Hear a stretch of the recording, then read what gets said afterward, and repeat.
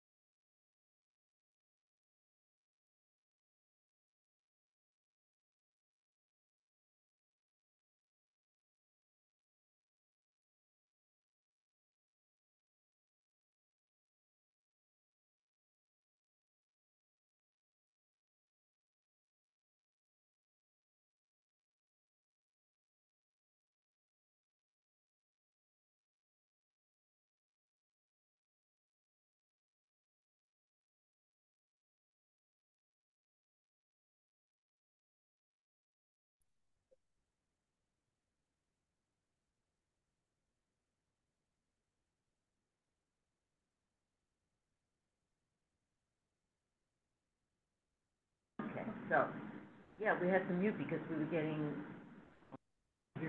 raise your hands on block. I didn't know what that was about. Yes, we can hear you now. Awesome. Hello. Allow people to unmute themselves. It's not really very loud. Participants to unmute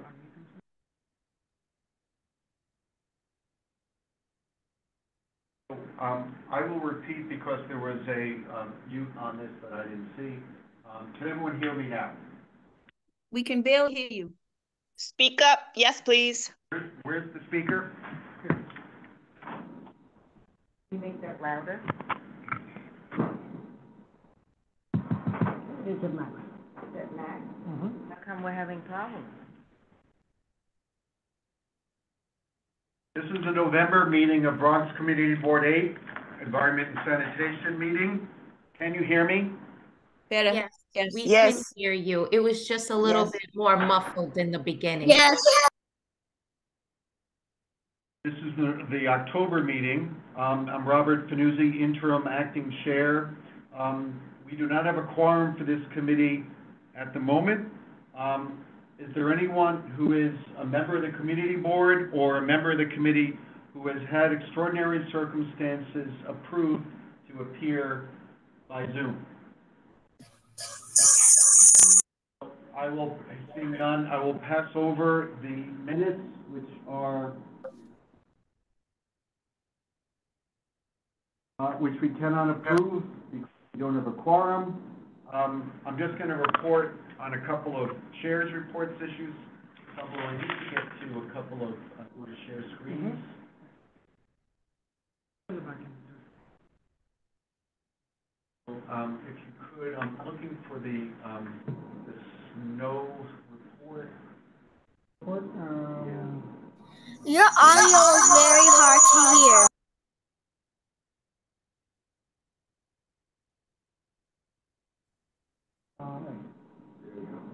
Karen and Kathy, please mute yourselves. I'm gonna have to ask people to mute themselves, or I'll do it for you. There's one speaker right now, and I'm just gonna go to a couple of announcements for the committee. So first, I'm very happy to announce that the Department of Sanitation has approved citywide compost curbside collection as of March. And right now, Bronx Community Board 8 remains one of the only districts in the entire city to do so. This committee really has been at the forefront of advocating for curbside composting, and we thank our councilman for his funding of this and his advocacy in the city budget, which has kept it alive. So I also would like now to have committee members, like Laura, who may be there, introduce themselves. And first, I will introduce myself. I've been a member of E&S for about 9 years. Been the chair off and on. This is my third time in that capacity, and been through a lot with Environment and Sanitation and Bronx Community Board 8. Laura, would you like to introduce yourself? Hi, Laura Spalter, former chair of the board and longtime chair and member of E&S, and it's wonderful to see all the community people and Effie who are so, devoted to this committee.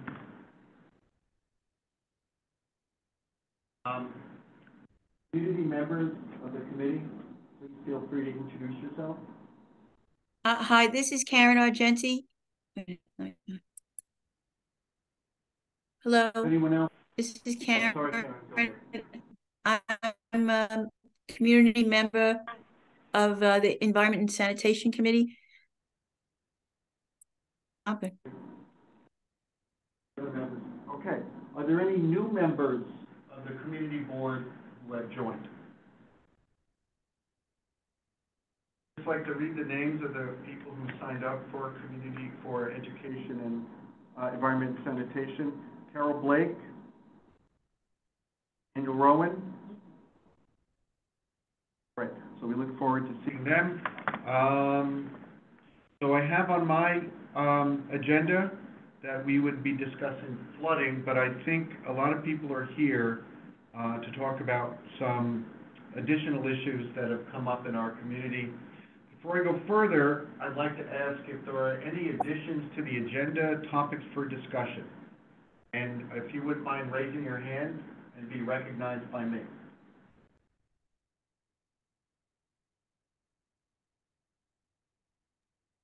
Okay, Kelly, what is your issue you'd like to add to the agenda today? Hi, yes. I just want to confirm that we are on the agenda. We're part of the Kingsbridge Community Residents Group. I was asked to come and speak, so I just want to make sure that we're still on the agenda for today. Well, you're referring to two properties, 31, yes. 33. Okay, and the 232nd. Yes. Okay, excellent. Thank you. Thank You're you. here. Don't worry.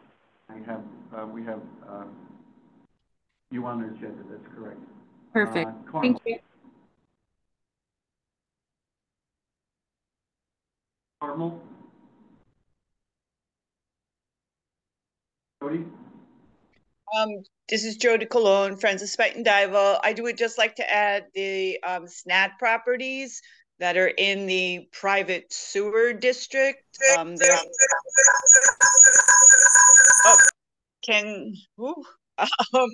I'd just like to add those properties, 4800 Independence, and then also the one on Bob, the one we talked about on 246th Street, and also the non-SNAD one on 232nd Street. They're talking about detention tanks. So I just want to add those to that agenda. Thanks, Jody. I'm going to show you a worksheet in a minute, and we can make additions on the spot. Great. Okay, so SNAD properties, and then the DEP permits along Tibbet and 232nd and Kingsbridge.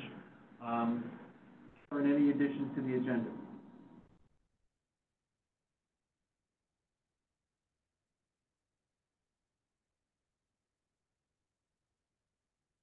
Carmel is back.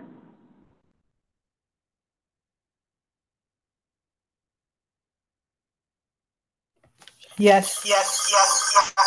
Would you like an issue added to the agenda, Carmel?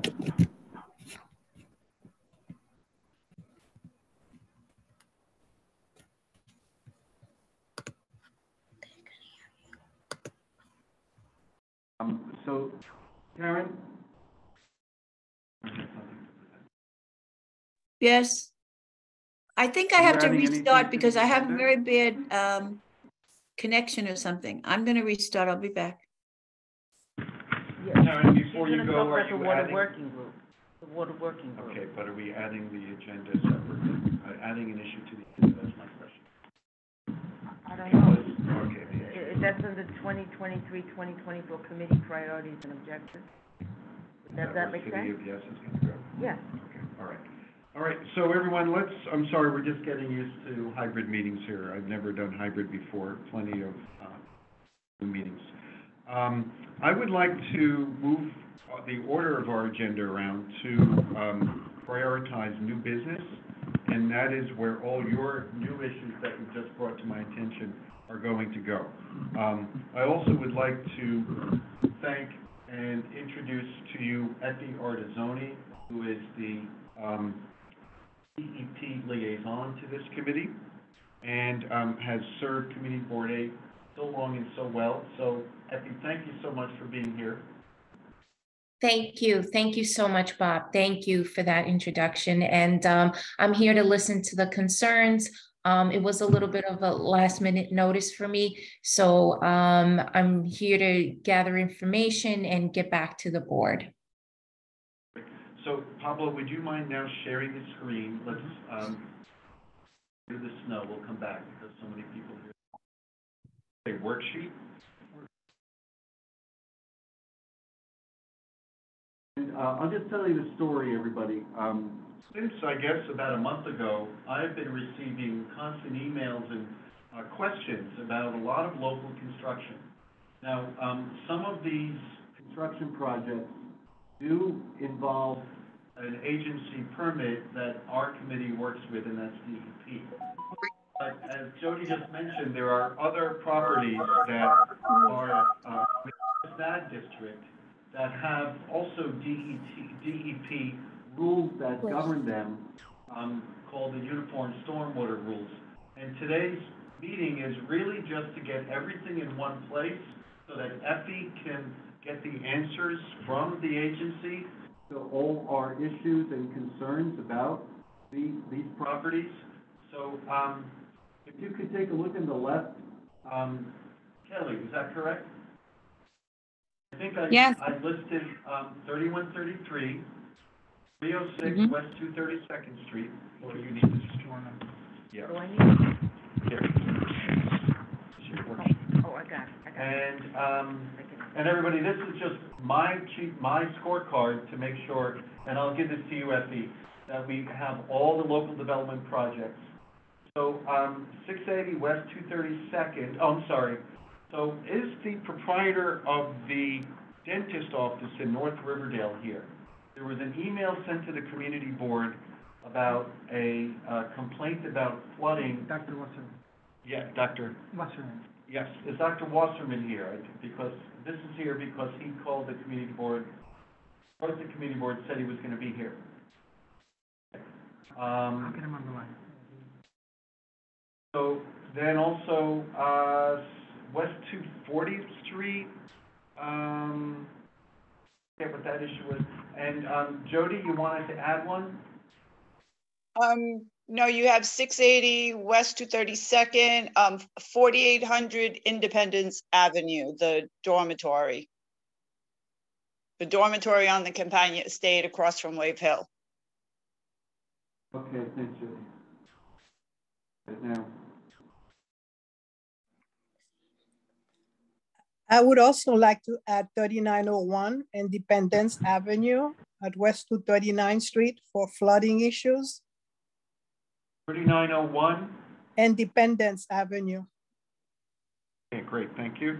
And 4800, I'm sorry, Jody, one more time, is that Independence? 4800 Independence Avenue for okay. stormwater, uniform stormwater rules. Okay, all right, yep. So let's start at the top, and Kelly, if you would mind talking about what brings you, what you're concerned about at 3133. We do have the permits and paperwork on that. Take it away, Kelly, and thanks for being here. Thank you for having us. Hi, everyone. My name is Kelly. I'm part of a larger committee of the Kingsbridge community residents. There are a few names on here as well. So I just want to give a little backstory to understand like what's happening. We are on the corner of Tibbet Avenue and 232nd Street. The address of the proposed construction is 306 West 232nd Street. It was a single family home that the developer has now propositioned for a 7-story charter school. It would host 300 students. And I'm not going to bore you with all the details, but there's a lot of red flags in terms of just, you know, only one entrance in and out, windows on one side of the building, so on and so forth. And it kind of came up out of nowhere. So the Dinowitzes, both Jeff and Eric, hosted a community meeting that was supposed to be with the school and the developer. The school has not been responsive, and essentially the developer says they're following as of right law, and it just is what it is. Since then, we've had a severe amount of issues to our community, in particular flooding and water damage. I don't know how familiar you are with the area, but right next to it is Tibbet Towers, which is a co-op that has a parking lot that is now crumbling and falling into the development site. The site at 306 currently has a partial stop work order with the expectation that they're supposed to fix the damage, which has not happened. We recently found, well, I'll just say over the course of time, the residents have been very active in filing 311 complaints and following up with the city regarding flooding. There's standing water, there's mosquitoes, there's damage to nearby properties, so on and so forth. And the developers have not really had a plan to fix it. I want to also highlight a few things, that this site is located directly on Tibbetts Brook. They've dug down and potentially have hit water. Different people have done independent studies on the site and have said different levels of like what the water table is. So it's still highly contested. But as residents that live in the area, this area floods, we know there's water, they hit water and it stays there. So we have pictures and submitted pictures for proof of the flooding. I mean, right now it rained today, you can come by and see it. So we've been really active in holding the developer accountable. We recently came to understand that the developer bought a nearby house at 3133, which is not next to the property. It's kind of diagonally behind it. It is zoned to be a 2-story family home, but they're using it as a construction site. So if you go, you'll see that they have their construction materials. They're running wires from the house. They have a backdoor entrance, and they've been pumping the water when we filed 311 complaints into that house. We recently found that the DOB has approved a permit that says that they are allowed to put a tank in the basement of this house and pump the water from the site, into a tank. That does not seem like a reasonable, I don't think anyone would say that seems like a reasonable answer. And it has been approved. We've been told by the DOB to raise it with community board and DEP, which led to further information that this building is slightly short of 5,000 square feet. So, excuse me, the building at 306 West 232nd Street, the proposed charter school, is slightly less by 0.3 or 0.5, excuse me, feet of the 5,000 square foot threshold that would require a stormwater prevention plan. So the DOB has approved them to move forward without a stormwater prevention plan, and the building hasn't even been developed yet, and we are experiencing severe and significant damage to our properties. We are very concerned, and we just wanted to share with you all. I don't know if anyone else in the group has something to say, but let's hear more from Kingsbridge neighbors. Anyone from Kingsbridge on this street? Repeat your question. The ADL is just a facade for protecting Zionist Jews. Fuck the Jews, ban the ADL. White power. Jews did 9/11. Holy shit. We're getting bombed here, everybody. Just give me a second. Hail Hitler. Gas the niggers and gas the kikes. Nigger, nigger, white power. Hail Hitler. And all aid to Israel. Oh, nigga, we don't want them here. They committing genocide. They're committing genocide. Okay, that's not okay. We should.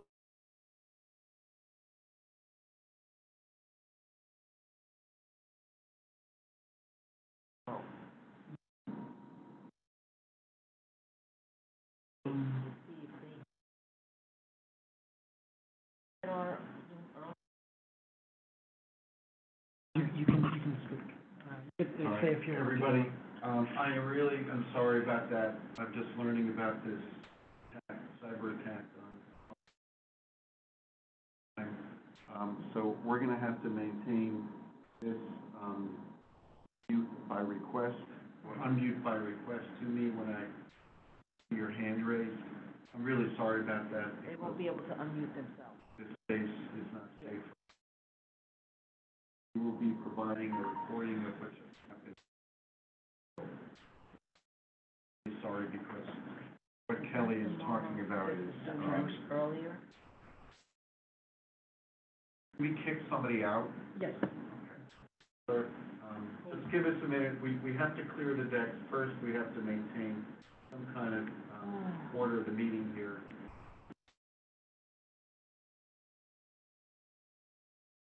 Find out who the last speakers were. Bear with us, everybody. I'm really sorry about this. If you want to just identify some of your neighbors. They got off, and that's why. Disgusting. Yes, that actually got me very nervous.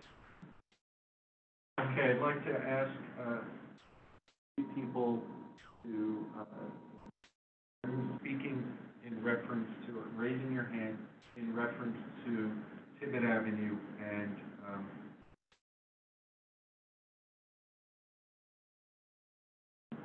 Richard Ford.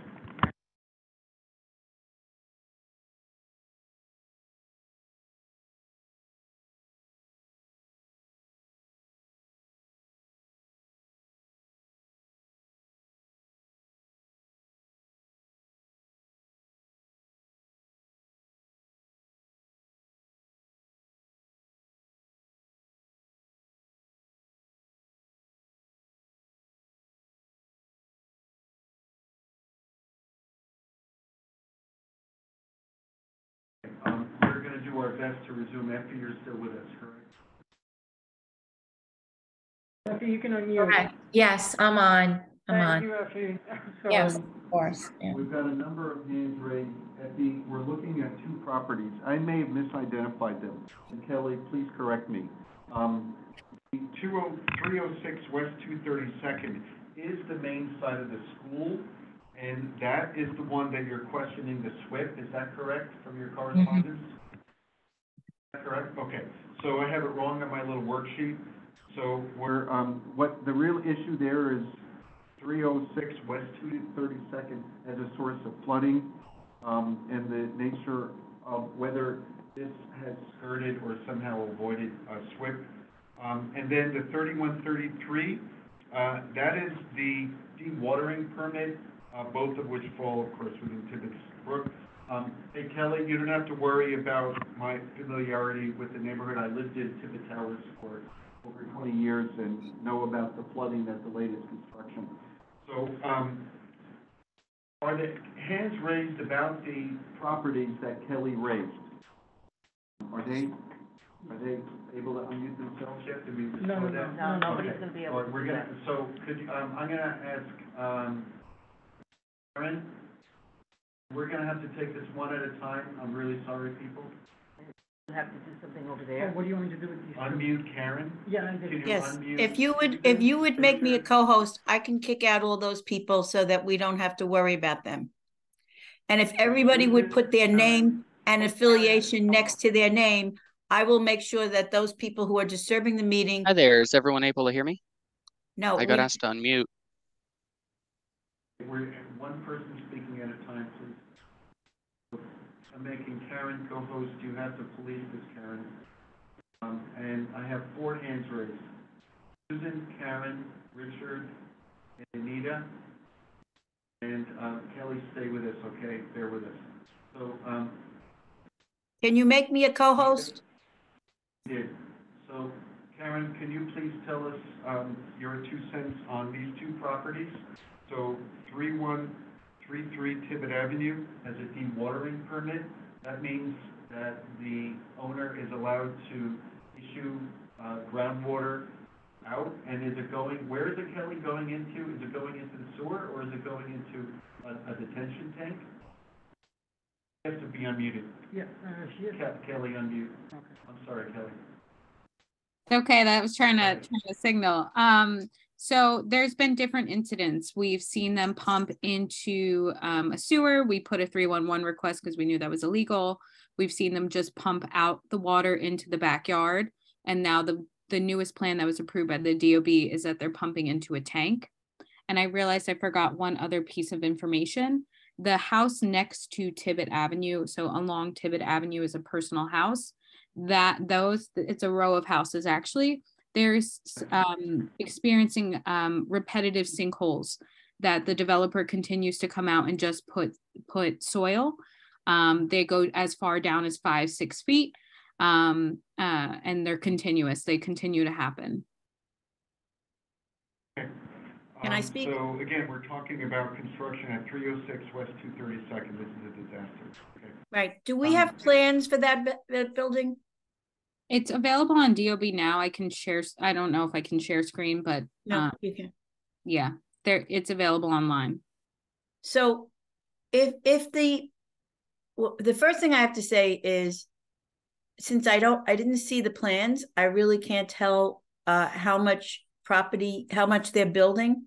But if there is 5,000 square feet of new impervious coverage, not the size of the lot, if there's 5,000 square feet of new impervious coverage, then that permit that the DEP issued applies.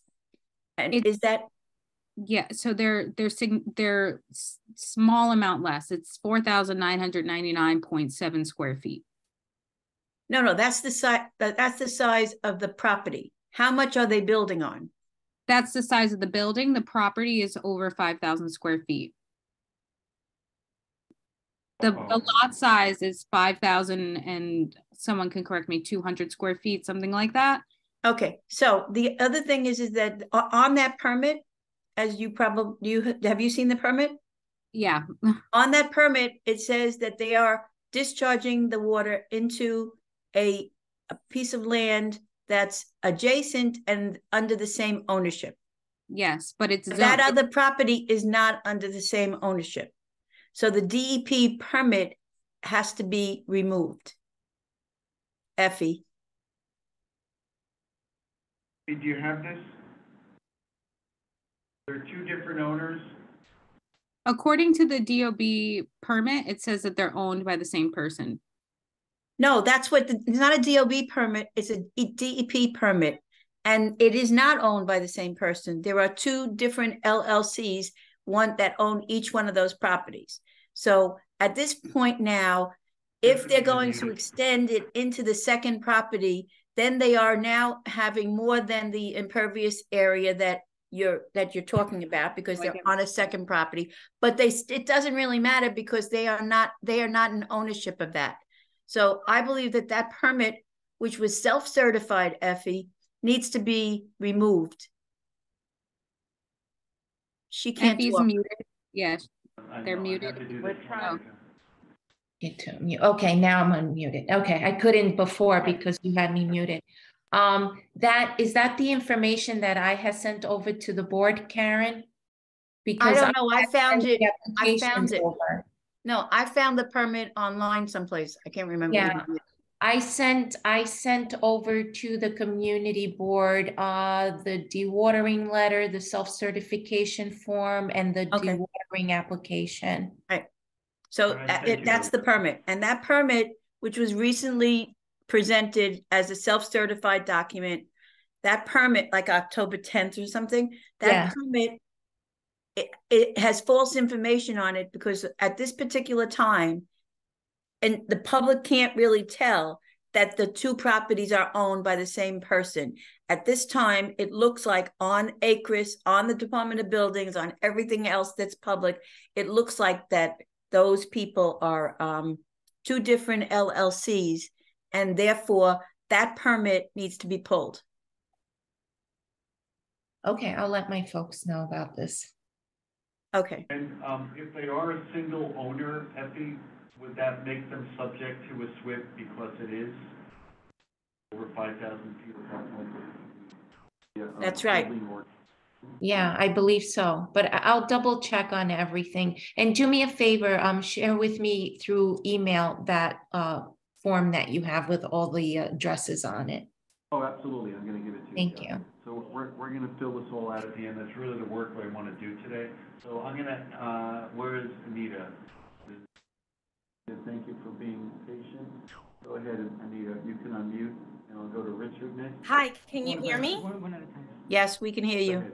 Hi, my name is Anita. I live at 315 West 232nd Street, right across from the 306 West 232nd Street. I have lived in this building for 27 years, so I know about the flooding. But recently, since the start of the building of that school across the street, it has been the worst I've ever seen it in 27 years. I've never seen our basement with water coming out from our laundry drain, spouting up into our laundry room. I've never seen that before.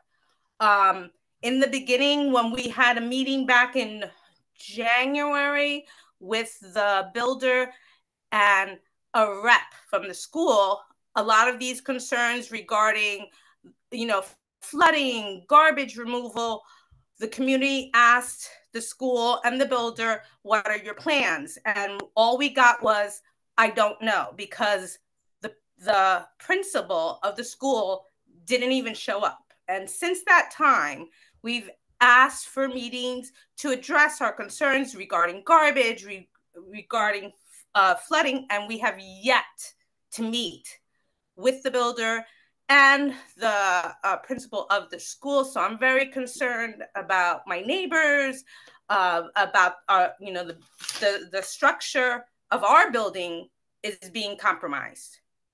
So that's. What is your address, Anita? 315 West 232nd Street, the Edwardian. Thank you, Anita. That sounds terrible. Thank you. And I'm gonna ask Richard to speak. Yes, hello, can you hear me? Yes. Go ahead, Richard. Yep. Is this for public comment time or off the agenda or on the agenda? Huh? Public comment on or off the agenda? Richard Ward. Kick him out. Kick him out of the room. Put him in the waiting room. Karen, if you're a host, you can do it, please. I don't think I'm a host. Oh, I am a host. You're right. I'm sorry. Sorry. All right.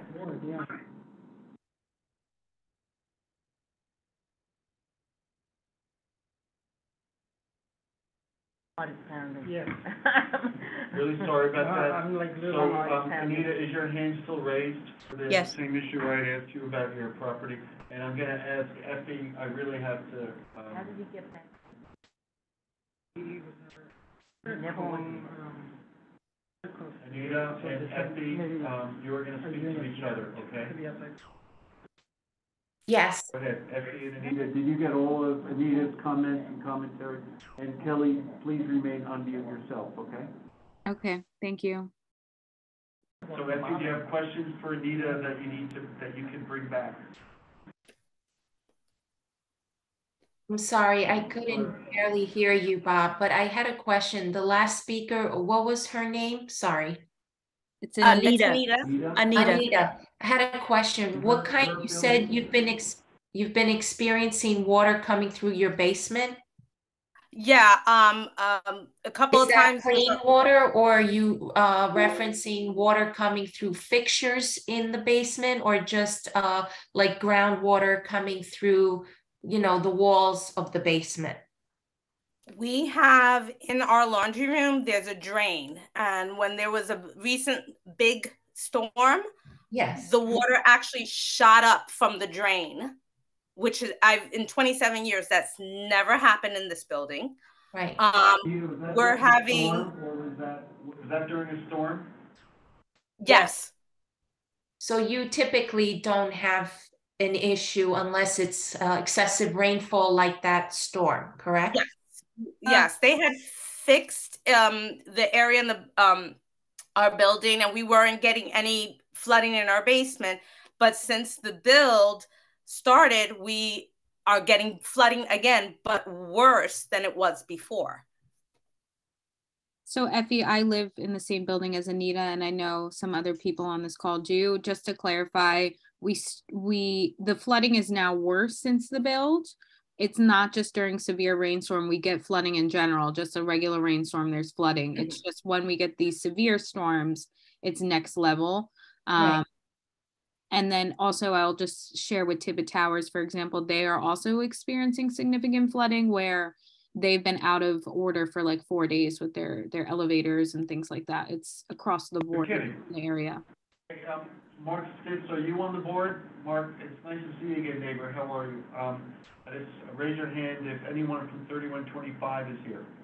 Somebody named George is got his hand up, but I don't know.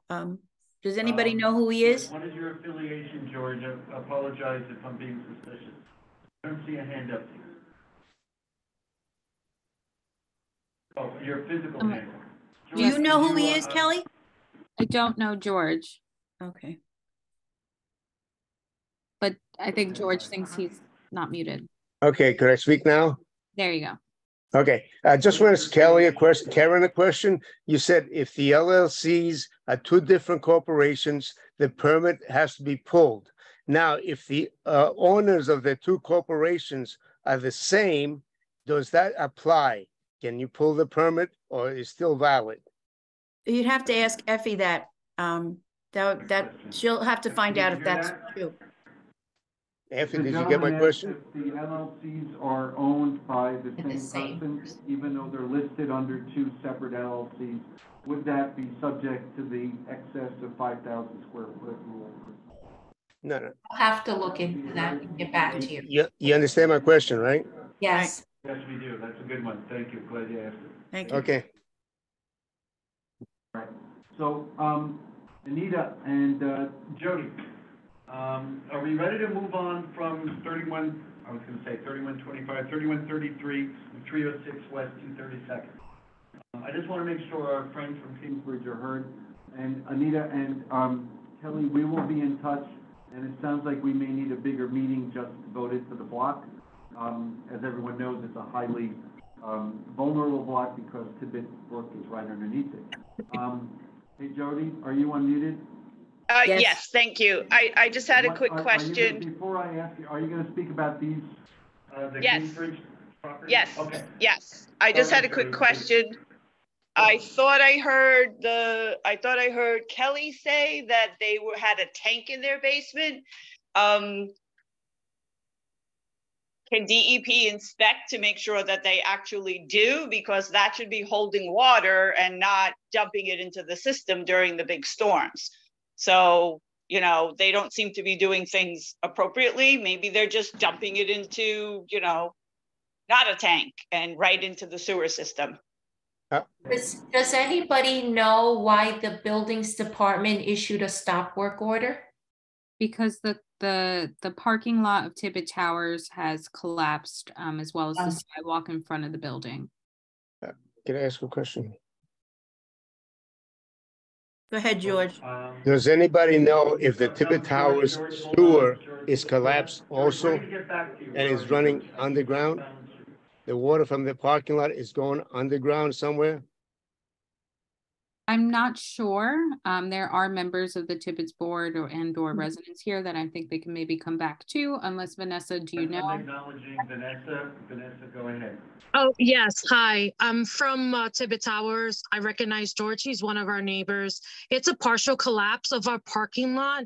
I'm not quite sure where the sewage water is going through, but there's a stop order currently right now based on Tibbet Towers engineer meeting with the property management engineers due to the partial collapse of the parking lot. The only thing that I wanted to raise my hand for a question or for the department buildings was to understand what is the permission or commercial use of that property, because previously it was a residential, I believe a 2-family house or 1-family house, and now it's going to be technically a commercial building. And I just wanted to understand the permission of the use of that particular property and the permissions and the permit that was done, you know, by this construction owners. It could be a zoning question or a C of O question, Vanessa. Vanessa, do you know if the What are the elected?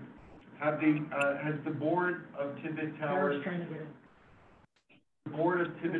written a letter to DOB asking those questions? We are not aware as shareholders what questions were brought forward. We're not aware. So I would like to make a suggestion. In addition to Effie checking out what the DEP is up to, there's a, Laura can explain it better. There's a place you should make an appointment and go down to the Department of Buildings. You guys should go, not the board. You should go and ask to meet with a plan examiner and have them explain to you, whoever you are, and you could go, each one of you, but I suggest you go together. I think it's on a Tuesday evening, and you could have them explain to you exactly what they gave permission for and who they gave it to. Because I don't know how we get the buildings department into this meeting, because we're not, we don't do buildings. It's a very, let me just say, we've used it. You don't need an appointment. Every Tuesday night, there's plan examiners there. Pull up your address and to answer any of your questions. And it starts at 5 o'clock, 1932 Arthur Avenue. I'm sorry, I can't remember the name of that program, but we used it at the end of August. And it's a marvelous program. And then if you could tell us, if you could come back and tell us what you got from them, that would be of great help to us. Okay. So, thank you. Thank you, Karen and Vanessa, and I really encourage you guys to organize. Effie, I just wanted to go over the DEP specific questions because DOB, if you don't know, is kind of like the quarterback for a lot of other permits. So, Effie, we're looking at the SWIP and the property requirements for 232nd Street, 306 232nd, and this dewatering of the property on 3133 either into a tank or it could be going into other people's property, clearly into Tibbet Towers. How does a homeowner flag these flooding issues? So everybody, one of the things I was asking about before was flooding due to storms. There is, by the way, Anita, are you still here? You need to make sure that when there are incidents of backflow in your home, in your basement, that you go to 311, and Effie has told us this before, to make sure you do sewer backflow or sewer backup, okay? So it's really important we do this. But Effie, do you have enough information in terms of the current DEP question? And George, and by the way, Bob, George has his hand up and so does Farah. I know, George, you're waiting. And Vanessa. Where are you? Over here. Farah, we've had a bunch of problems. You can unmute, Farah. And George, I'm going to let you unmute. Yeah, I just want to interrupt about the after-hour sessions, which is what it's called at DOB. It's for the first Tuesday and third Tuesday of the month. So you could see their hours. It's from 4 to 7. I think the next one is November 21st. So I just want to let you know that. I know you're having issues with everything else, but I will just leave it at that. And if I can help in any way, let me know. George, go ahead, and then we're going to move on to 259th Street. George, you have the floor. Could I say something about the sewer? Yeah, of course. We're still on Kingsbridge. Go ahead. I just want to tell you where the sewer is, the drain for the parking lot, that's where the sinkhole is. And you don't know if the sewer collapsed, and you don't know where that water is going into. So I don't know how you're going to solve that problem, and how you're going to find out where that water is going into. Whose parking lot is that? Tibbet Towers. It's a big. It's behind that lot. Right. All the water from the parking lot runs into one particular spot, and you don't know where it's going. I mean, if the parking lot is collapsed, the sewer is probably collapsed, and the pipe underneath that in the ground is probably broken, and it might be going into somebody's house or into. Whose drain is that? That's the parking lot from 3130 Irwin Avenue. All that blacktop, the water is running into the drain that's at the corner where the parking lot is collapsed. Corner 232nd and Irwin, George? Yeah, but it's right at the corner of the parking lot where it's collapsed, the sewer. Right. So the pipe underneath it is probably collapsed, and the water is running anywhere it wants to go. I mean, you don't know till you open it up and have a look at it. So I don't know, what's going on below the trap. I don't know if it's possible. Is there a way that I can just share screen to show the water? Well, everybody knows what it looks like. I was there today and I saw it. There's still stagnant water there. Yeah, I just, in case anyone that doesn't know the area, I have photos up, just so we can have context to what is happening. So if you want, you can give her the screen. Oh, I got it. Okay. Okay, good. All right. So if you can see, this is the lot, and it sits in constant water. This white house back here is this private house that they bought. It's a multifamily home. This is the site, and they've been funneling wires, equipment, all the things through this back door behind this backhoe, and it sits in water constantly. And you see this is the parking lot along that edge, and now it's collapsing into here. So we've been tracking the damage for many months at this point, and this is just the latest example. God. Yeah. What is the building doing? There's a drain. Yeah, so you can see this is the parking lot. Oh, I see the drain. Okay.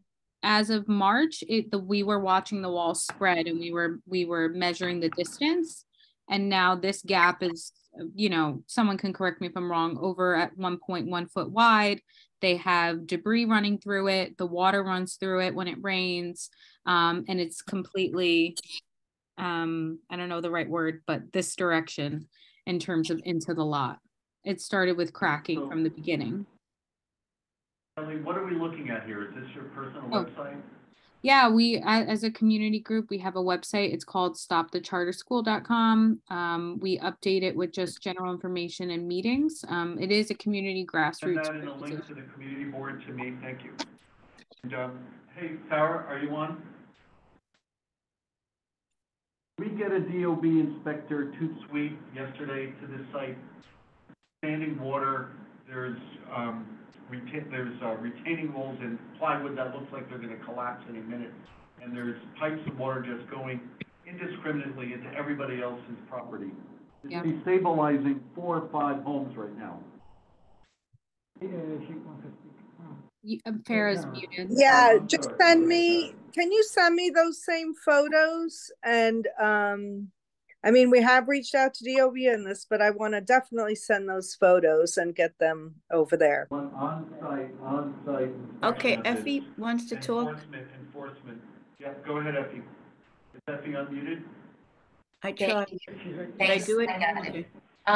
No. The buildings department can issue violations if there's not proper maintenance, retention of stormwater runoff, and other things on that property. So I'd be definitely interested to know what has the buildings department done? Have they inspected and what their findings were at this location? Yeah. All right. So Effie, we start with DOB. How are you going to know what they're doing? Are you going to, you're going to find out their checklist or something? Farah, will you be reaching out to them, to DOB about? I know you had reached out to them. I have, and I will again, and with these pictures, and mention that we spoke with DOB. Keep me on that email exchange as well. Councilman Eric to put a second on that. Sure. This is an emergency. The whole block is coming apart.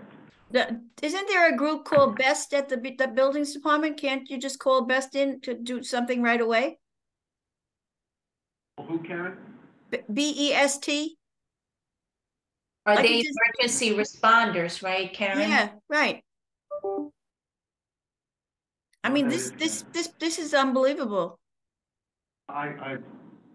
This has been my home. I can't believe it. I'm so sorry for what you're going through. Farah, can you bring in the buildings department at your DM meeting? At your I always invite them, and I will be sure to again. And it's an embarrassment. Yeah. 2023. Yep. It's an embarrassment. I had this on our agenda for the last meeting. They didn't come, so I'm going to ask them again. But again, I want the pictures. And you should actually send a note to the actual commissioner of the Department of Buildings and tell them that this is important that somebody comes to the meeting. Sure. Okay. All right. So Kingsbridge, we are elevating, and we're going to make sure DOB does their job. 259th Street is Dr. Wasserman here.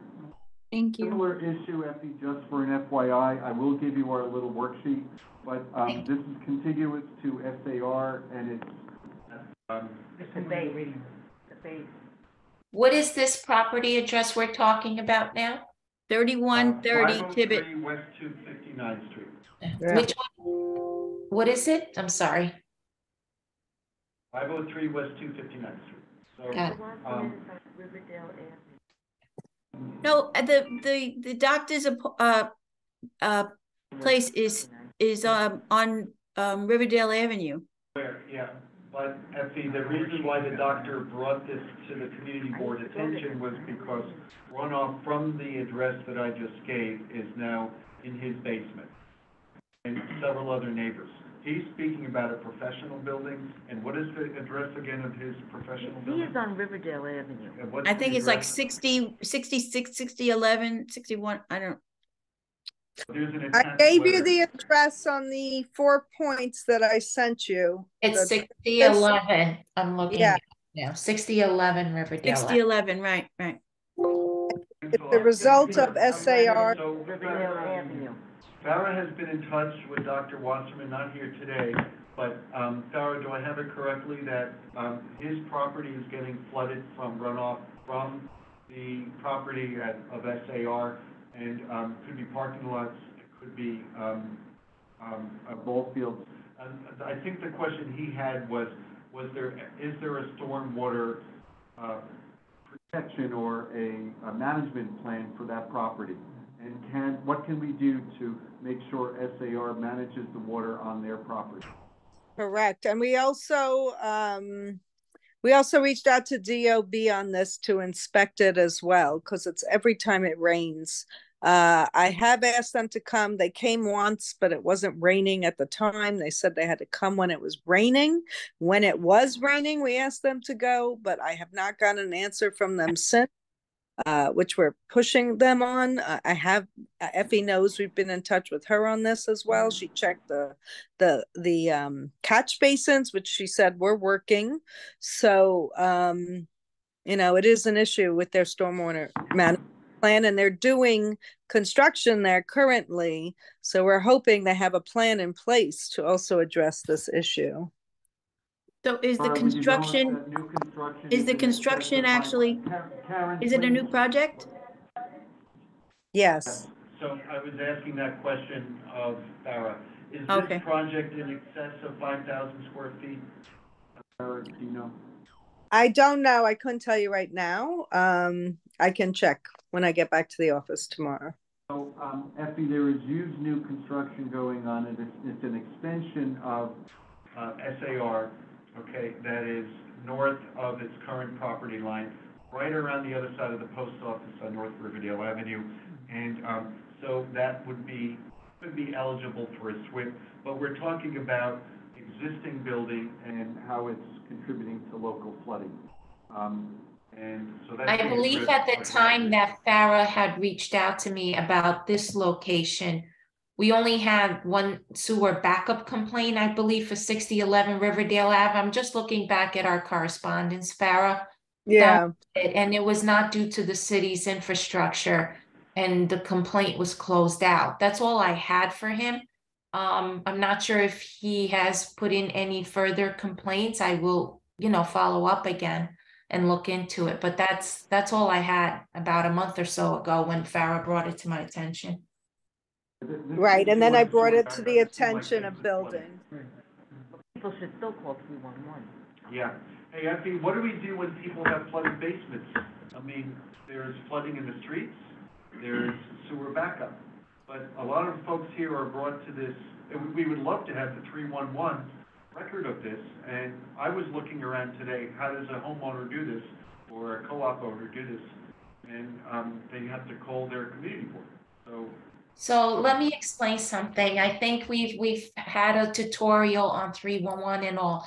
It's important what you're experiencing to call 311, not what you think the cause is or isn't.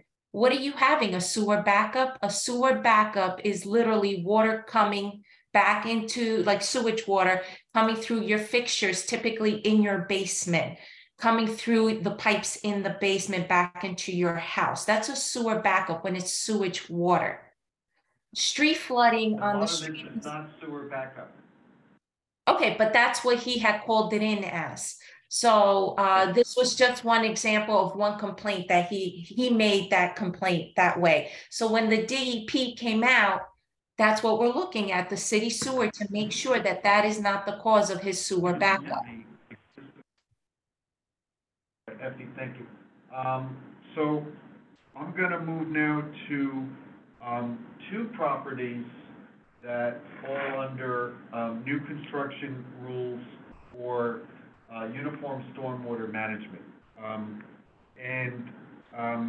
First I'm going to have Karen and Jody speak about 680 West 232nd Street.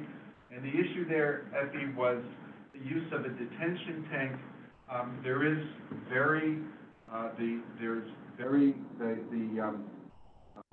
The underlying rock, the bedrock is very high there.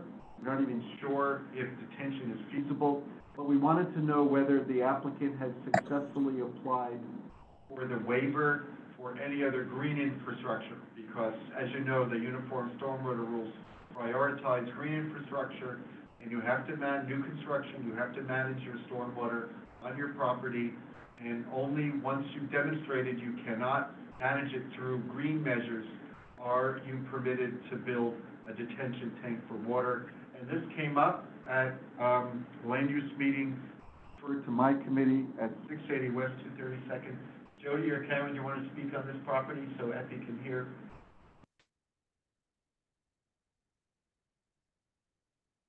Are you unmuted? Okay, yeah, I only heard it at the land use committee meeting, so I never really looked at the drawings. Jody might have a better idea. But they said that they're gonna go down 6 or 9 feet to put a parking lot underneath, and they're gonna take care of their runoff with a detention basin, as opposed to what, using green infrastructure and the original things that you're supposed to do. I have to unmute Jody. Okay. Where is she? I'm sorry about that. Go ahead, Jody. Okay. Yes, so 232nd Street is in the land covenant. So this 3-story school really isn't allowed to be built, but it is a private covenant. So there will be a lawsuit. But a number of residents on 232nd Street between Independence and Palisade have already experienced severe flooding because hill. They put in their own drains at their driveways, and they mentioned detention tanks. I know there's bedrock.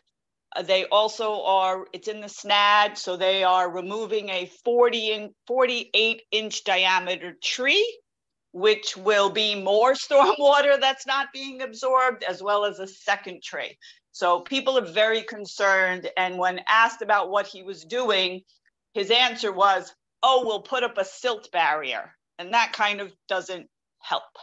So, so this is, he just put in the SNAD proposal, which today was the day for the community board to comment on those. And I just wanted to put on the committee's radar that a lot of the SNAD properties, no one's really looking at stormwater in the land use meeting. So I just wanted to request that these properties be put into ENS as well. So Effie, thank you, Jody. So these are SNAD authorizations. The community board, by way of background, has already opposed it. The land use committee hasn't come to the full board, but the land use committee has opposed this. But we're concerned that this application is either ignorant of or skirting the uniform stormwater rules. I'll follow up on it, Bob. Absolutely. And can I ask Effie a question about the Riverdale Avenue, the dentist place first? Because the runoff that's coming into his property is coming from the back. And so if they built something, the parking lot, say, many years ago, and there wasn't a problem, but then after a while it turned out to be a problem, how do you take care of that? Because maybe their drain is clogged and that's what's causing the flooding. But they're responsible for it. If it's on your property, you as the owner are responsible for the No, drain. it's not on his property. It's on whoever's property that is. That's their responsibility. And how do we get them to do you that? know, have they had a dialogue, the dentist and the school, about the possibility of a catch basin clogged at the parking lot? I don't know if they've had a dialogue. I have reached out in a small way to SAR to ask if they can please address this issue. And remember, the buildings department can issue a violation when they're not properly maintaining stormwater runoff or anything like that on their property. So, but still, I don't know if this individual, the complainant, has gone to the school, if they're assuming it's coming from there. If you have a drain on your property, whether you're a school, a private property owner, the commercial, whatever it is, you're responsible for that. We're not going to come and inspect and see what's causing that. The buildings department that can issue violations for that may find out what the cause is. But that's a question posed for them. How do we initiate that? Does a homeowner have to file a complaint with DOB? They have filed a complaint with DOB. That's the one I have been following up on. I just haven't been able to get a straight answer yet from DOB. They have inspected once so far, but again, as I said, they said they have to wait till it rains to see where it's stemming from. So on a day that it was raining, I reached out and said, could you please go back out? It's raining, and re-inspect. And then I asked for the results, and I have yet to get a response. So tomorrow I will be following up again on this. And just so you know, this is not new.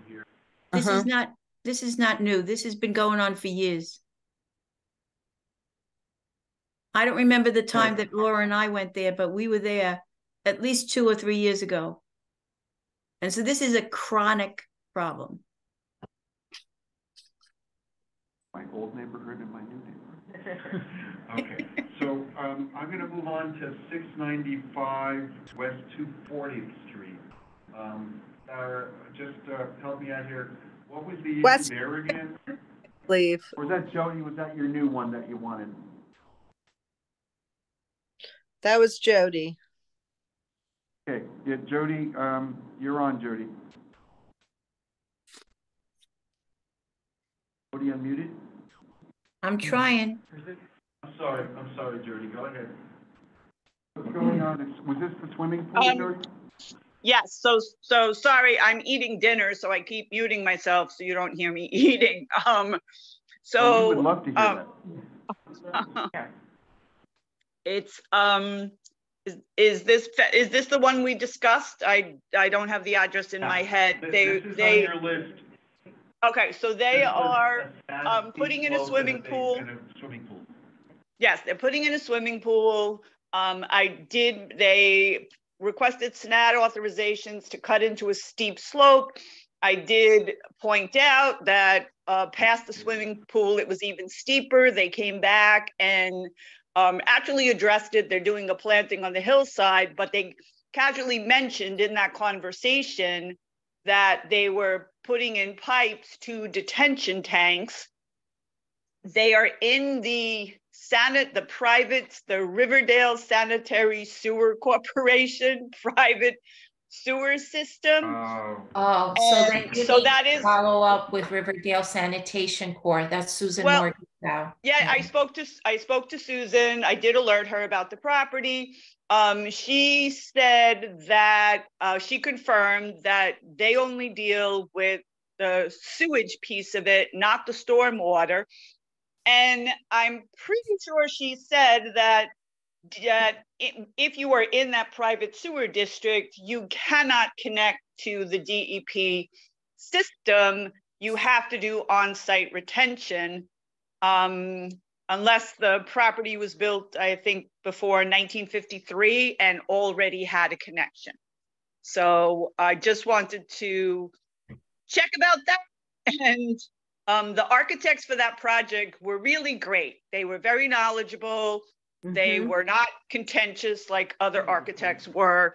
And they did address some of the concerns that I brought up and came back and fixed them. So I just wanted to see if maybe there was a way to talk to them about green infrastructure. I don't know the size of the pool and whether that would trigger the unified stormwater rules, but they might be amenable to it, to not put detention tanks if somebody reached out to them. But I didn't know what to say.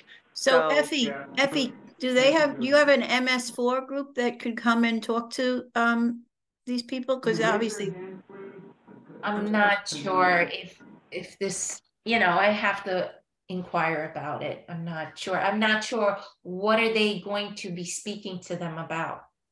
This is an existing building there, and they're putting in a pool, you're saying, Jody?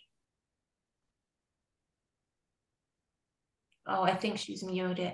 It's an indoor pool with sunroom. They're putting in a sunroom with an indoor pool. Well, how big is this pool?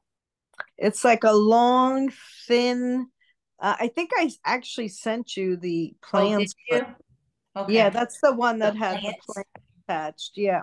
Yeah, that's a huge plan, Sarah. I saw that. Yeah. Oh, those 30 pages were for them. Okay. Yes. They were very thorough. So again, I'm just trying to put these on the radar because it is kind of weird that the SNAD properties, they're not looking at infrastructure like, sewage, and it's, in land use, but not in ENS. So again, I just wanted to make sure, but thank you. That's good to hear, Farah, that you already had sent that over to Effie. So, so that's great. This is a tough one.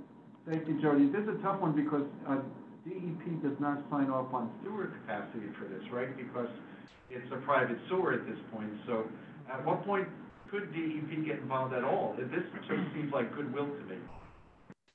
Dealing with the builder to try to maximize green infrastructure. But it sounds like, yeah, go ahead, Karen. But it's not the private sewer because it's the runoff. It's not the sewage. The private sewer only takes care of the sewage. Stormwater is, so are they subject to stormwater rules? Yes. Even if they're not connected to the system?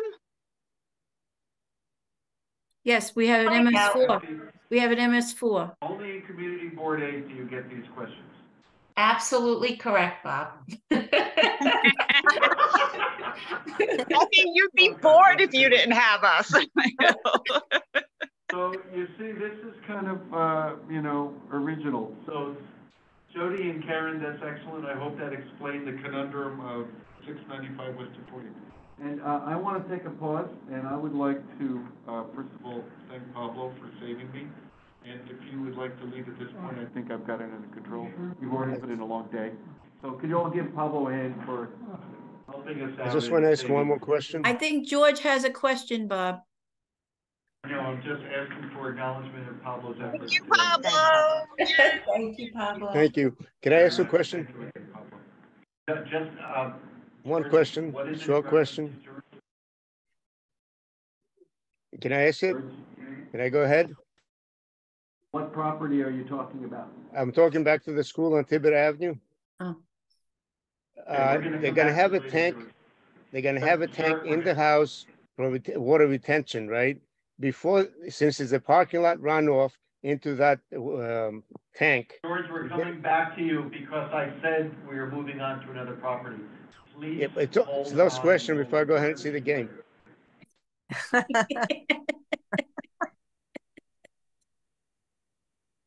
Andrea, are you speaking about 240th Street? He's muted. It's Tibet Avenue, I think he was saying. Tibet, we're going to come back to Tibet. I'm following all the properties. So, Jody, we're going to move on to 3901 Independence Avenue. Who wanted that on the agenda tonight? Can you raise your hand, please? Really is the carnival. Oh, let me. Let me see if I can get her back in. Carmel, you're on. Please speak up. Hello? Hello? Go ahead, Carmel. Yes, we can, Carmel. What's the story with 3901? The property 3901, I reside at 3901 Independence Avenue at West 239th Street. We've been experiencing significant flooding whenever we have heavy rainstorm in our lobby and the basement. And the problem is the residents that reside in the lobby floor, because of the large amount of water of the city water that's actually flowing into our building pipes from the city system, this has led to actually the water, the sewer, stormwater flowing into our residents' bathroom. And so therefore they're experiencing sewage backup from their toilet bowls, from their bathtub,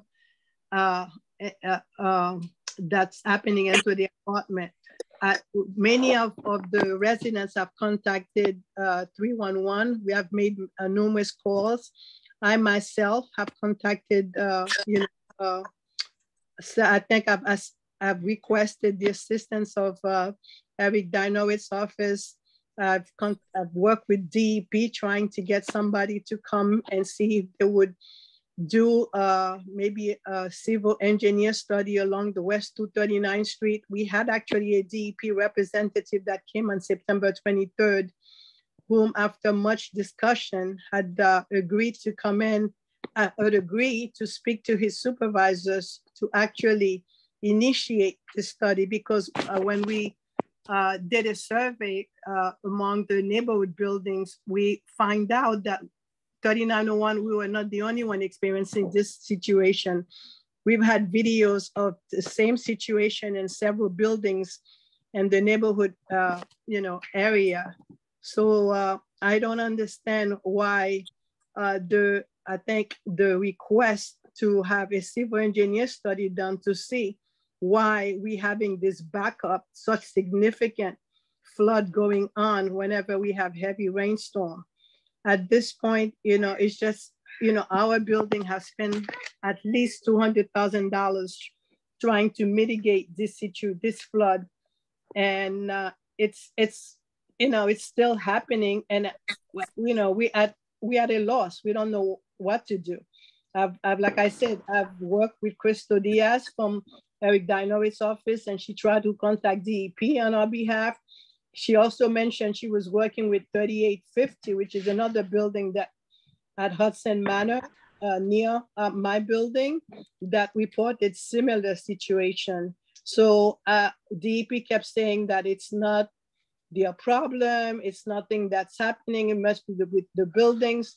But I'm saying, it cannot be the building because it's not just 3901. It's happening at least with 5 or 6 buildings in the same area. And we have videos. I even sent the videos to, Mr. Dinowitz's office to even show the significant water that's going down in the lobby and basement, and it's just unbearable. I'm so glad you're here. Thank you, Carmel. Hey, Effie, are you familiar with this?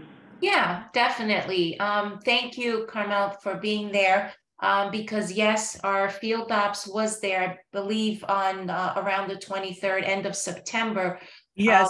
Had received complaints, not sure if it was from the board or which elected, had reached out to me again. When our field ops supervisor came out, they found the city sewer down and running, which means there was no issue. He also TV'd the sewers from the downstream manholes, and all were in working order. There was no issue that he saw. I believe the building installed a check valve. And for some reason, I think since they did that, the front entrance of the building gets flooded in parts of the lobby. But also there is a sag or a belly in their line, which can be an issue at times, probably especially during extensive rainfall. I will follow up with our field ops to see what next steps there are. If this location needs to be looked into by our sewer analysis unit, and I will get back to you. But we did, I believe the supervisor that you saw out there has met with building management before. We've made recommendations such as having their combined sewer house line into a separate sanitary storm line. That would be a good option. I remember, I'm not sure if there's internal drains. I think previous years, the internal drains were not cleaned out, but there was no mention of that for this recent inspection. We checked our catch basins at the time, right by the building. I believe they were in good working order. So I'll just follow up, with our field ops just to see if the next step will be for us to have our sewer analysis unit just do a more extensive study of that sewer and see, if there's any issues or things that we need to address. That would be very helpful.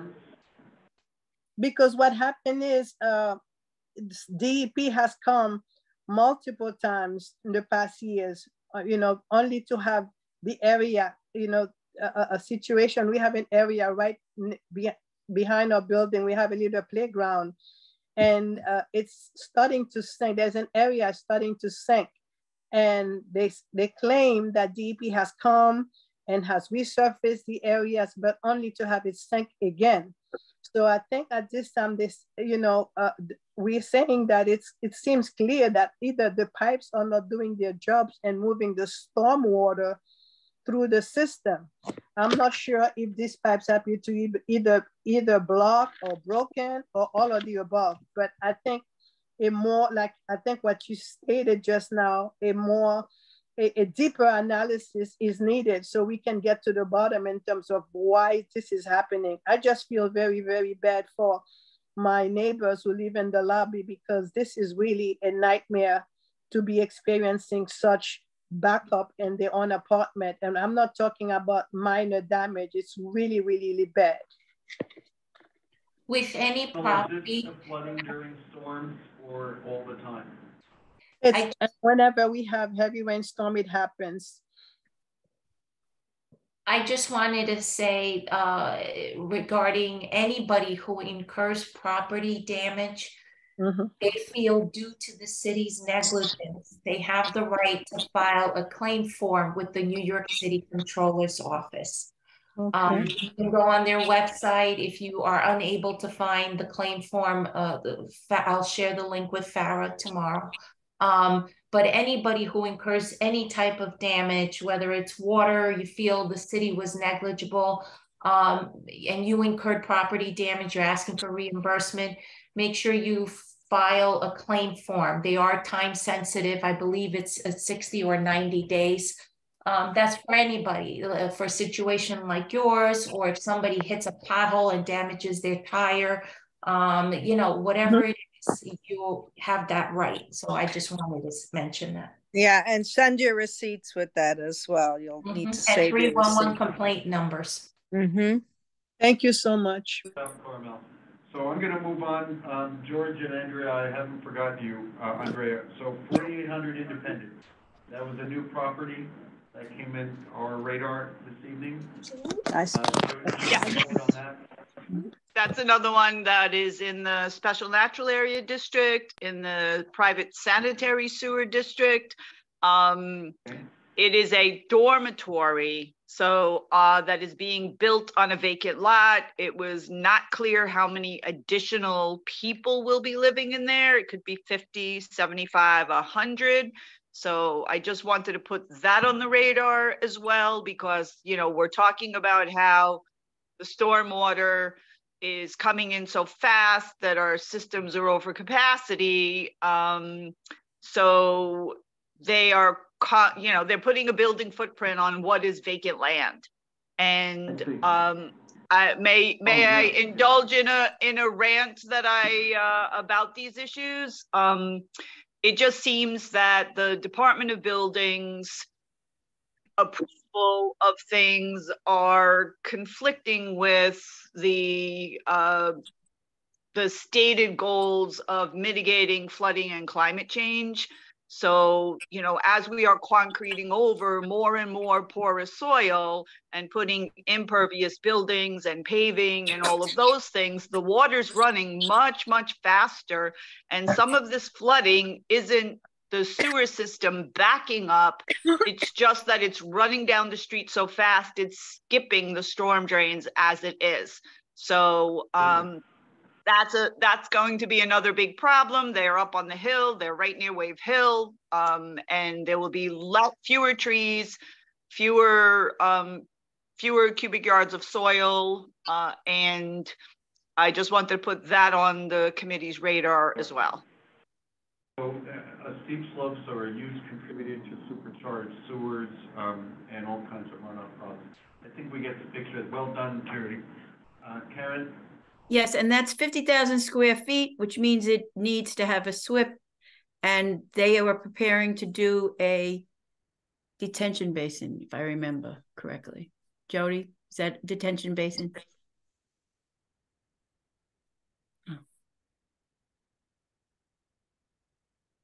So Andrea and George, thank you for your patience. You wanted to talk about detention is what we're doing right now.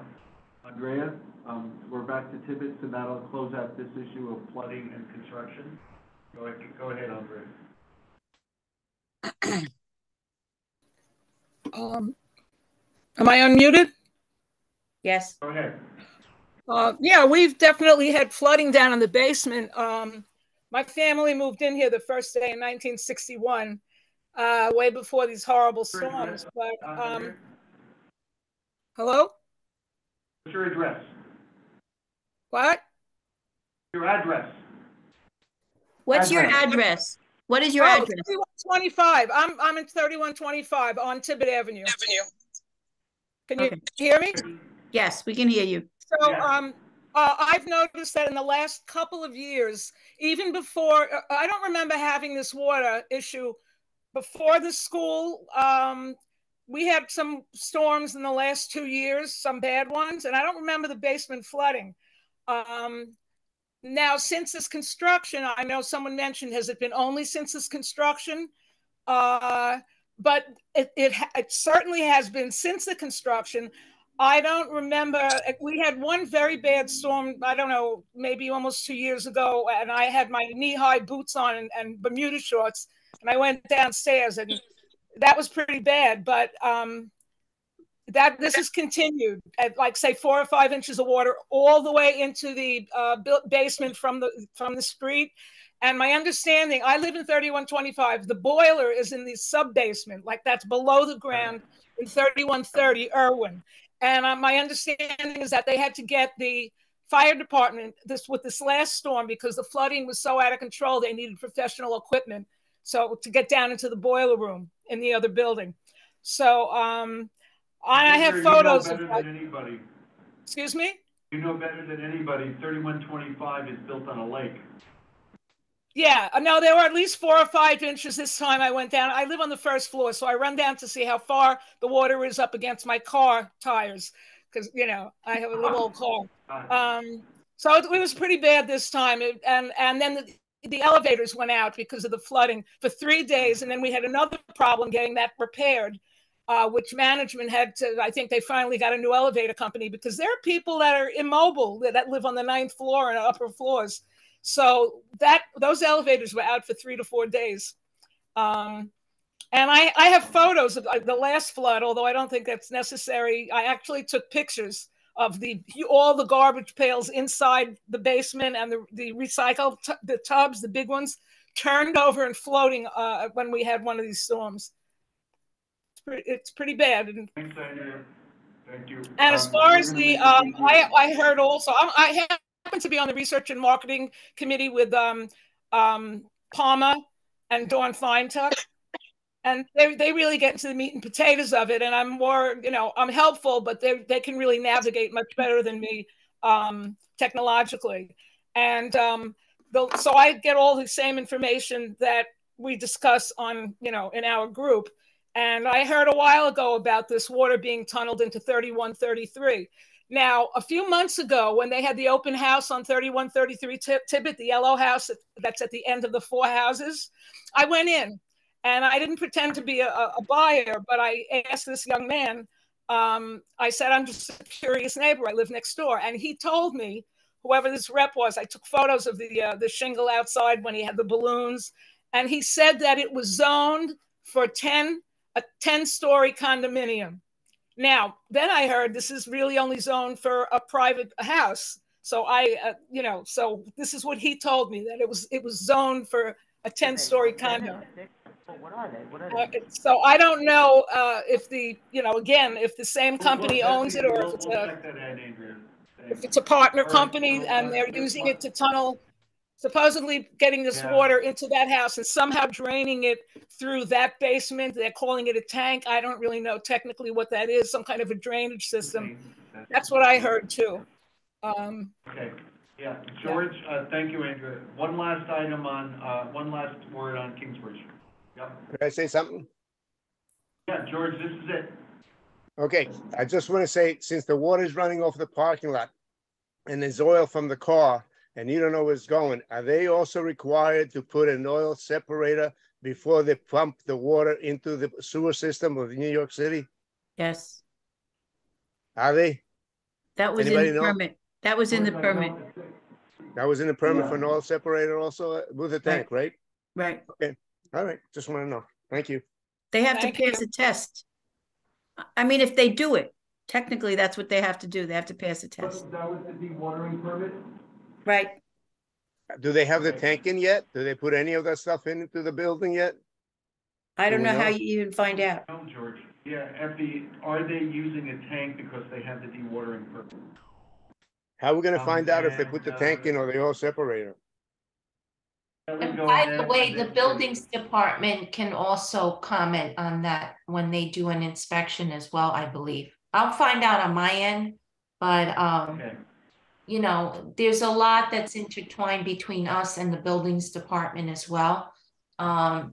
So I'm sure Farah will follow up with us, both us agencies.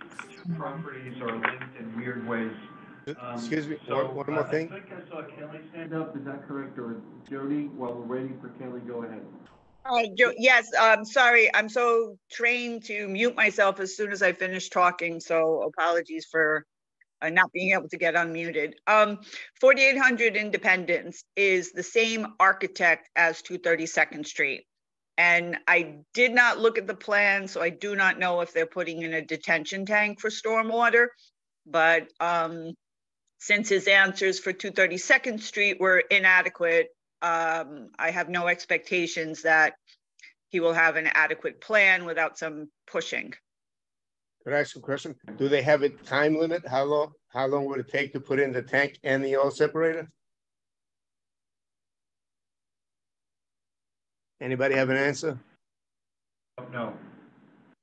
All right, I'm gonna close out this discussion now. We are gonna be meeting again at our regular time. Effie, we're gonna follow up on every one of these properties, and I have 1, 2, 3, 4, 5, 6, 7. For me, their priority is the quality of life at 3130, at basically Tibbet Avenue. We're definitely gonna, Kelly and Anita and the leaders of the Kingsbridge Coalition, please email the community board, and we wanna have a chat about how to move this forward. Effie, I think that's it. I know you've got much more than expected, but Kelly, go ahead.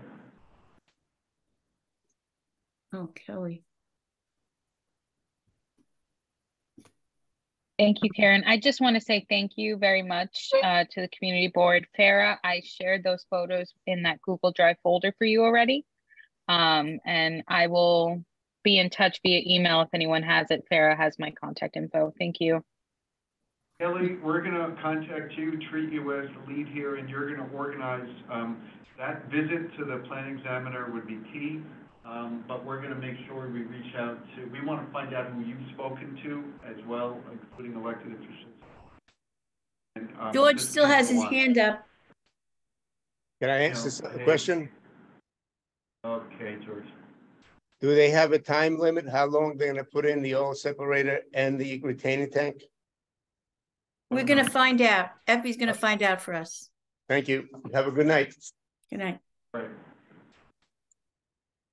You got that one right. So we can let Effie go. Can you give Effie a hand? Did you see what she got today? Yeah, thank you, Effie. Thank you, Effie. And you came on at the last minute. Oh. Okay. Okay, got it. You muted me again. Sorry. Thank you so much for having me. Farah and I will be in touch. Farah, I think we have a couple more addresses that were not on the email on Friday. Please, let's just touch base and with buildings department as well. Thank you so much. Farah, I'm gonna complete this little worksheet and correct it and send it to you and Pablo tomorrow. So and Effie, so we'll have it together. Okay. Thank you. Right. Everybody, I wanted to move on to our community priorities and objectives, and I think we've really got a flooding problem in our community because of our topography and because of building. So I'd like to hear from committee members and community members, and please raise your hand, about priorities, objectives you would like for the E&S committee to have this year. By way of background, I'll just give you a couple of our traditional topics we've taken up, posting, especially during budget time, and we support everyone who's leading composting efforts on their property. Garbage in your neighborhood, it's the core infrastructure part. We dumping, thank you, Laura, illegal dumping, commercial dumping. We have been champions of green infrastructure and trying to get DEP to build more, despite their claims that our bedrock is too high. And the zoning resolutions that are coming from a pro-development administration, very important for us to understand the environmental impacts. So those were some things, but it looks to me like we're going to be handling a lot of stormwater issues. Already heard that a lot of these topics have been already brought up from land use, okay, in land use committee. And there's got to be a lot of carryover between our two committees. Thank God Laura, our former chair, is on both committees. But I'm going to be communicating with Chuck Merdler and Farah and Julie on all the places where the agencies overlap, especially where DEP is involved and where the stormwater rules apply, because we do have that specialization. Committee members, would you like to name a priority? Laura, what is your priority? I can introduce the water working group. Okay. So also some ancient history. Since 2014, the E&S committee has created kind of research group and advocate group called the Water Working Group, and it's composed of members from the E&S committee. And they were formed to do two things. One of them was to address the impacts of stormwater, which we've been discussing tonight. That includes the daylighting of Tibbetts Brook, big projects like that, but also homeowner issues. The other thing is that I am active in an environmental organization, Bronx Council Environmental Quality Board member. Karen Argenti, who you've heard from this evening, is also a member of BCQ secretary. And we provide updates on a regular basis, or I think it was semi-annual basis to the committee. Well, the Water Working Group has a really important job. They go into the details, they do a deep dive, and they communicate, I think, things that a lot of city policy needs, which is stormwater and resilience. So I want to introduce that group, and I'd like to invite, and Jody, is that about a priority for the committee? Or yes. Of course. What is your priority? So these were things that were in the budget request. So the stormwater issues with Alderbrook, both through the park that is in Riverdale Park, as well as the park that is outside Riverdale Park. So we had put that on, I forget what fiscal year, 2025, 2024. That was in there, and I heard that Parks and DEP were going to look at it, but I don't know if anything happened. And of course, the pond at Spite and Dival Shorefront Park, I have been watching the upper pond fill, the stream becomes reactivated, and the lower two ponds fill during heavy storms. So this is for long-term. We've talked about trying to more officially divert some of the stormwater in there once the pond project is completed. It currently is overflowing into the parking lot, going into a storm drain, into the sewer system, contributing to combined sewer overflows. So I will deal with the pond piece with the Parks Department, but I think that a big issue is how do we get some of this stormwater off the street and not into the drains? That's a big issue for me. There's tons of water cascading down the streets in Spite and Dival. We've heard it all, and the steep slope, yeah, it has a lot of impact. So that's my overall priority. Water working group, could Laura and Karen, could you introduce what you would like to have, what you see as a scope of work, or would you like to do this at another meeting? No, we'd like to do it at another meeting. I'll talk for a minute on the draft scope of work for the City of Yes. Okay. I think that's going to be something that this committee is very involved with. Right.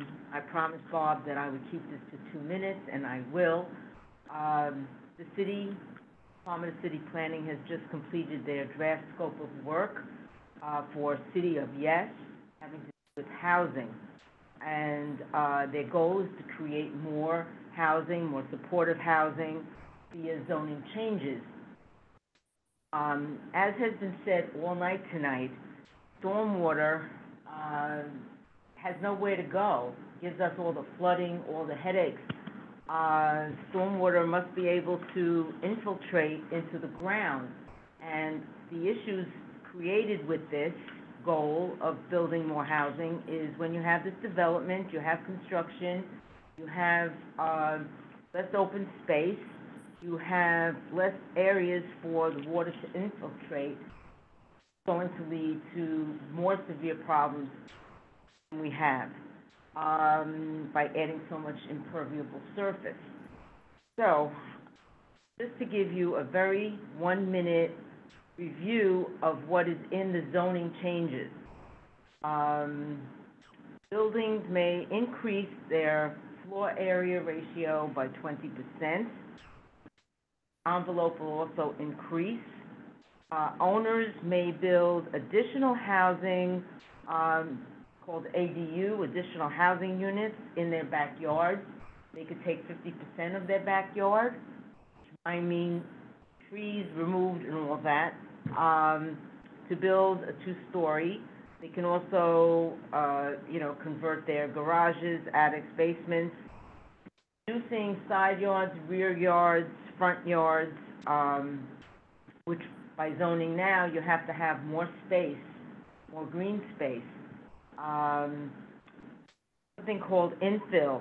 That is campuses of existing buildings, be it a college, be it NYCHA building, Mitchell-Lama, that the owners would have the right to build additional buildings if buildings are already there. And, there are many other issues. Parking will not be required any longer. Now, these things that I'm talking about, a lot of them went through when DQA was about 10 years ago, but that was mainly for zones 6 through 10. These are for zones R1 through 5, as well as 6 through 10, whatever wasn't done. It's all over without any, it's a very cookie cutter approach. It's not looking at, we want to change the zoning, we want to increase buildings and construction without looking whether something is in a flood area zone, whether, it's just all across the board. Laura, could you talk about the positive declaration? Okay, so there's going to be an environmental impact study statement coming out. It was positive, not a neg deck. And on this issue that I'm discussing now, there's a comment period which ends on Monday, November 6th at 5. I know the board, the committee didn't have time to review this, look at this, come up with a comment, but I know that many people in the community, many groups, will be studying it and commenting, hopefully, so that those issues could be included in the EIS. And what are some of the issues that you feel should be scope of work for the EIS? So the reduction in open space, I mean, I'm just looking at it now myself. Yeah. I'm sure Karen can speak to it as well. The others here on this call. But the issues is the increase in impervious surface. That's going to impact how fast this water goes, what Jody was saying earlier. Yeah, but is the EIS going to address those things? I think what we're being asked to do is ask the DCP to amend its scope of work to include. Are they currently going to be looking at stormwater runoff as part of the potential environmental impact? I didn't see that. I haven't finished looking through the report, but I haven't seen them talking about combined sewer overflow. I haven't seen So them. that's not in the scope of work for the DGA. Yeah, I haven't seen them discussing the mandate to reduce combined sewer And overflow. uniform How the stormwater. city is going to do that, those mandates, and yet increase buildings like this. So You know they- what I mean? I don't, So they issued a positive declaration, but They they issued a don't, positive but dec- they did not specify that the impact. No, would be can I explain?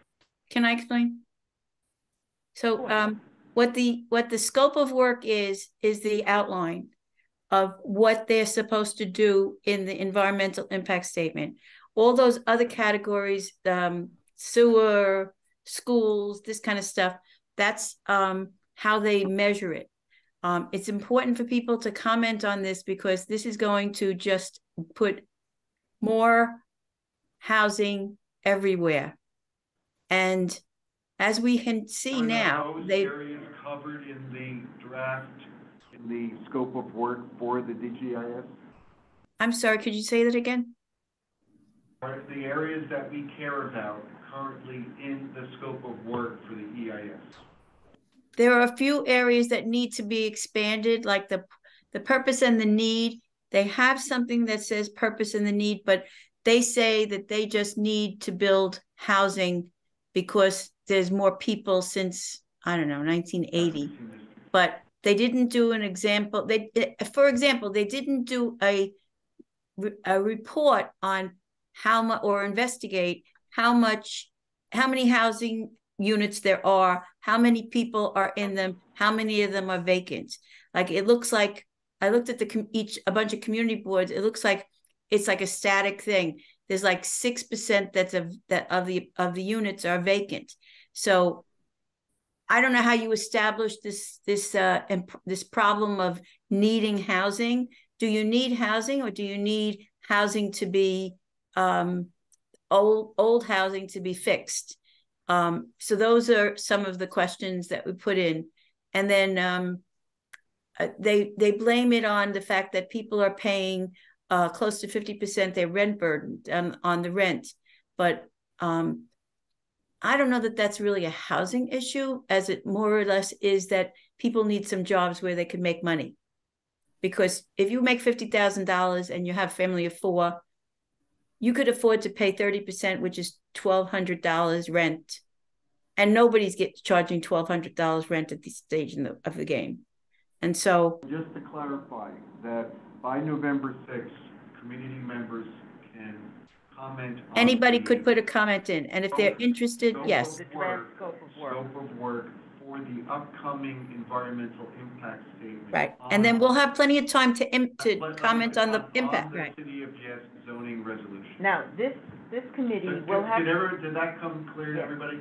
November 6th, there is a comment deadline for you to say, is the city going to be studying proper impacts of increased development on our community? And our interest here in this committee is environmental. Let me just add that this is a ULURP that will come to the board in the spring. And so we will be voting on this in the spring. And so I think it's committee will, I think, looking at all the different facets of it as it pertains to our issues of water, stormwater, flooding, etc. So then we will be seeing the environmental impact statement with that ULURP. However, if we can invite them to include a deep dive into the stormwater and other green issues, part of their study, we may actually get what we're asking for. If we don't comment, they may not cover it, and all we're going to be doing is waving a shirt and saying, why didn't you do it? So it's good to say you should study it so that we can evaluate whether we like what they came up with. Okay, so that I know. So I hope that's clear to everybody, and I would like to recognize and thank Camelia Tepelis for joining us. And Camelia is the last chair of the E&S committee, and I miss her big time, and I'm really happy to see you, Camelia. I'm glad you're here. And what's your issue this evening? Actually, I just want a point of clarification. I'm sorry, Robert, I will be with you in person, but I thought it was safe for everybody because of my voice. God knows what's going on, just to be home. But thanks to Laura for raising City of Yes. And I just wanted to clarify, there are 3 City of Yes proposals. One of them was City of Yes for carbon neutrality, which due to the timing, it happened actually, it was the last meeting that we had as ENS last year in May, that we circulated the information that there was then no meeting in June, but then happy to share with everybody that City of Yes for carbon neutrality passed the City Planning Commission. A press release was September 11, and that has to be looked at in conjunction with these 2 other City of Yeses, the one that Laura mentioned, housing opportunity, and the City of Yes for economic development. So the first one passed, carbon neutrality. Now you have to look at the other 2 and how they impact. And I recommend everybody to review the City of Yes for carbon neutrality, and because there are pieces there in terms of renewable energy, in terms of not directly stormwater management, but building and porous and green building that are related to the issue of stormwater that was so strongly visible this evening. And then, so again, my point 1 was, please have a look at the City of Yes for carbon neutrality that just passed, but because of the timing didn't fall into kind of the community board scheduling. And my second item that I wanted to raise for your consideration is the whole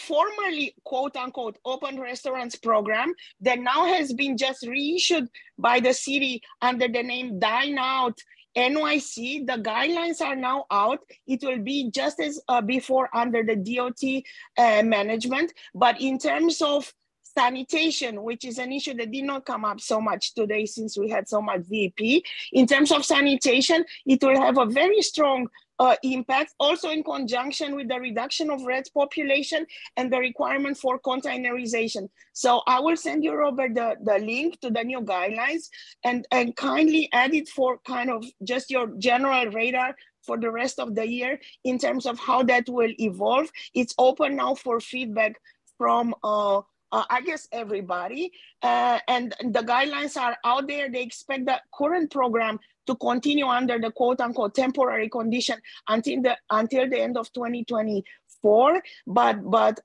they will start receiving applications under the new program to continue in 25, already early spring. There are many new elements to the program. There's a lot of equity elements in the sense that they made it easier in financial burden on small businesses, easier than the former quote unquote sidewalk cafes program that was frankly only affordable for a couple of Manhattan properties. So they really had a strong point in that they saw the success in Bronx and other neighborhood and other boroughs with lower economic development levels, and they really tried to make it more equitable. So from that point of view, just wanted to bring these 2 items to your attention in terms of agenda of ENS. Thank you so much. All right. So I think we've covered everything but a old business issue with MTA property at Marble Hill. That has been an interest of this committee, and I'm reporting that over the summer, Bronx Council of Environmental Quality led a walkthrough with elected officials and DEP officials and the borough president's representative to observe the MTA's use of property that could very well be an extension of the Greenway, the Putnam Greenway, as well as a route for the piped portion of Tibbetts.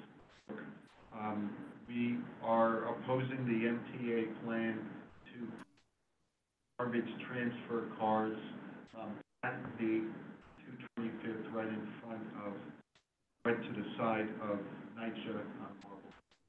So we're going to keep an eye on the MTA use of the property. That's our meeting, and I'd like a motion to adjourn. Motion to adjourn. Everybody's special going through terrible flooding in their neighborhood. Really glad you came.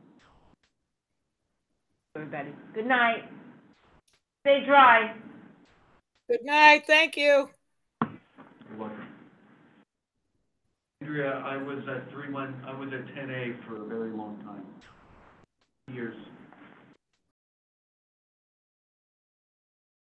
Bob, I don't,